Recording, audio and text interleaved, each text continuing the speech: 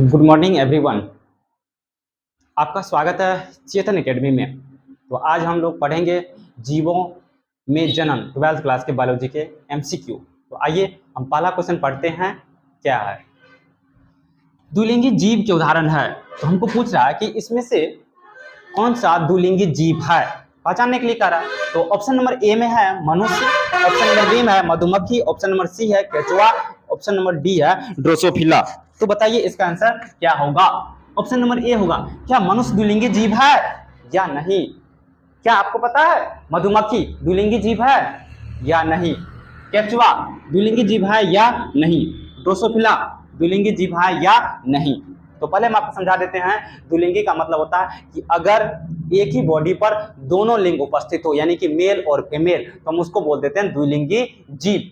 अगर एक बॉडी पे सिर्फ एक ही लिंग उपस्थित हो, जैसे मेल तो मेल लिंग उपस्थित हो, या फीमेल तो सिर्फ फीमेल लिंग उपस्थित हो, तो हम उसको बोलते हैं एकलिंगी जीव।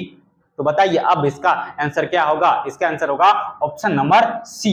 ऑप्शन नंबर कितना होगा? सी, केचुआ। केचुआ एक ऐसे जीव है, अर्थवर्म जिसको बोलते हैं, एक ऐसे जीव है एक ही बॉडी पर दोनों लिंग उपस्थित होते हैं, मेल और फीमेल दोनों। लेकिन जैसे मानव है तो मेल है तो उसपे सिर्फ मेल लिंग उपस्थित है, और फीमेल है तो सिर्फ फीमेल लिंग उपस्थित है। मधुमक्खी है तो मधुमक्खी में भी वही है, मेल है तो उसमें मेल लिंग उपस्थित होता है, और फीमेल है तो उसपे सिर्फ फीमेल लिंग उपस्थित होते हैं। तो इतना बात आपको समझ में आ गया। अब हम दूसरा क्वेश्चन पढ़ते हैं।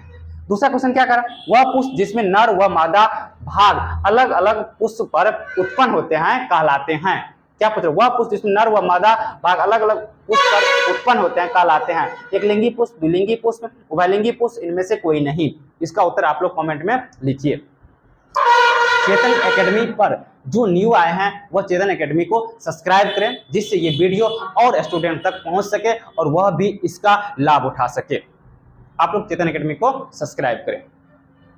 तो क्वेश्चन क्या पूछा? एकलिंगी पुष्प, द्विलिंगी पुष्प, उभयलिंगी पुष्प, इनमें से कौन है? हम इसको क्या बोलेंगे? वह पुष्प जिसमें नर और मादा अलग अलग होता है। तो एकलिंगी बोलेंगे या द्विलिंगी पुष्प या उभयलिंगी या इनमें से कोई नहीं? तो आप लोगों को पता है कि इसका आंसर होगा ए नंबर। कौन सा आंसर होगा? एकलिंगी पुष्प। अगर किसी भी पुष्प में नर व मादा भाग अलग अलग होता है तो हम उसको बोलते हैं एकलिंगी पुष्प। उसको हम लोग क्या बोलते हैं? एकलिंगी पुष्प। आपको इतना बात याद रखना होगा। वह पुष्प जिसमें नर व मादा भाग अलग अलग होता है, अलग अलग पुष्प उत्पन्न होते हैं, तो उसे क्या कहते हैं? एकलिंगी पुष्प। ये क्वेश्चन आप लोगों को समझ में आ गया होगा, जो बिहार बोर्ड में बहुत ही महत्वपूर्ण क्वेश्चन है, आप लोगों को याद रखना होगा।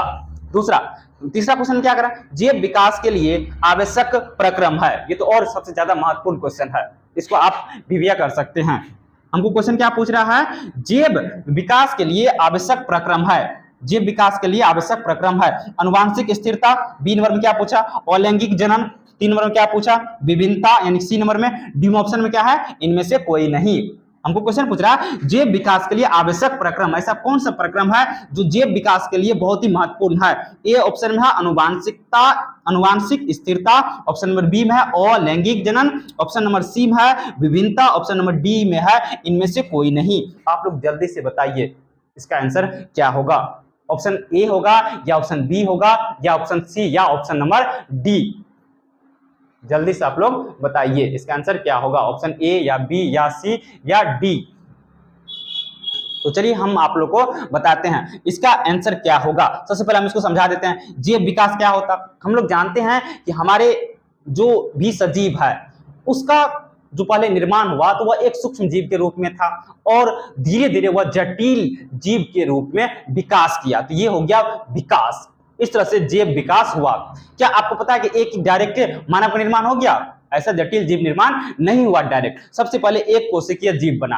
अब उस कोशिका का भी विकास होने के लिए पहले सूक्ष्म पदार्थ, जो छोटे छोटे पदार्थ था, उसका निर्माण हो। जैसे डीएनए हो गया, जिसको हम अनुवांशिक पदार्थ बोलते हैं, कोशिका झिल्ली हो गया, उसके आसपास कोशिका द्रव हो गया, इसका विकास हुआ। उसके बाद फिर बहुत सारे कोशिकाओं का विकास हुआ, तब जाके एक परिपूर्ण कोशिका हुआ। तो जैसे हम लोग जानते हैं प्रोकैरियोटिक मतलब पहले अविकसित कोशिका था, तब फिर वो धीरे धीरे विकसित हुआ, यानी कि उसका जैव विकास हुआ, तब हम उसको बोलते हैं यूकैरियोटिक कोशिका, यानी कि विकसित कोशिका।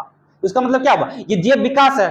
तो उसके लिए पूछ रहा है इसका आंसर क्या होगा। तो सबसे जो महत्वपूर्ण है वह आपको याद रखना चाहिए, विभिन्नता। विभिन्नता, अगर विविधता या विभिन्नता उत्पन्न होगा तब तो ही जैव विकास हो पाएगा, नहीं तो जैव विकास ही रुक जाएगा। तो इसका आंसर क्या होगा? C number. तो आप लोग याद होना चाहिए, जीव विकास के लिए आवश्यक प्रक्रम है विभिन्नता। जीव विकास के लिए आवश्यक प्रक्रम है विभिन्नता।